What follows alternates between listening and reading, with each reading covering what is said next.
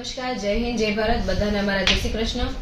આજ રોજ હું અને મારા સાથી દંડક અને મારા સાથી મહિલા નગરસેવકો કોર્પોરેટરશ્રીઓ સાથે આજે આમ આદમી પાર્ટી સુરત શહેરની મહિલા મોરચાની તમામ બહેનો સાથે ભારતીય જનતા પાર્ટીના કોર્પોરેટર એવા બ્રજેશભાઈ ઉનડકર અને ઘનશ્યામભાઈ મકવાણા એમના વિરુદ્ધમાં આજે અમે લોકોએ પ્લે કાર્ડ લઈને એમનો વિરોધ નોંધાવ્યો હતો.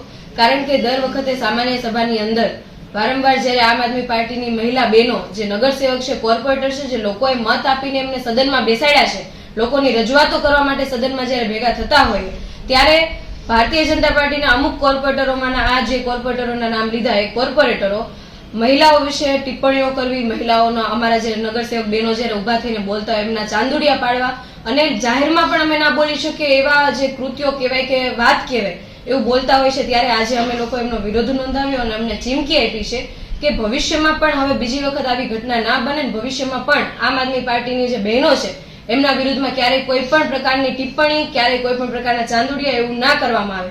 કારણ કે અમે કોઈ માનસી સોની નથી, અમે લોકો લડાયક છીએ, અમે લોકો ક્રાંતિકારી છીએ, અમે લોકોના માટે લડવા માટે આવ્યા છીએ, લોકોનો અવાજ બનીને આ સભાની અંદર બેઠા છીએ. એટલે બીજી વખત આવું કૃત્ય ના થાય એના માટે આજે અમે વિરોધ નોંધાવ્યો છે અને સાથે સાથે આજે માનનીય મહેશશ્રીને પણ અમે લેટર પેડ ઉપર રજૂઆતો કરવાના છીએ કે આવનારી જે સામાન્ય સભા છે કે 2 સામાન્ય સભા સુધી આ બંને કોર્પોરેટરોને સસ્પેન્ડ કરવામાં આવે, કેમ કે મહિલાઓનું અપમાન ક્યારેય પણ કોઈ પણ પક્ષે સાખી ના લેવું જોઈએ.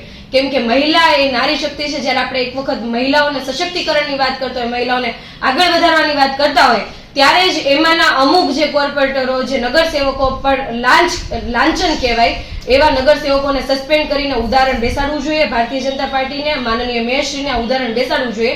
એના માટે આજે લેટર પણ આપવાના છીએ અને અમે ચીમકી અને જે પણ સમજો અમે કહીએ છીએ બીજી વખત આમ આદમી પાર્ટીની બહેનો વિશે કોઈ પણ પ્રકારની અભદ્ર ટિપ્પણીઓ, અભદ્ર કોઈ પણ ભાષા સાથે કોઈ પણ વર્તન બિલકુલ ચલાવી નહીં લઈએ. જો હવે પછી આવી કોઈ ઘટના બનશે તો અમારો મોરચો, અમે લોકો ઘર સુધી પણ આવવા તૈયાર છીએ. જય હિન્દ, જય ભારત.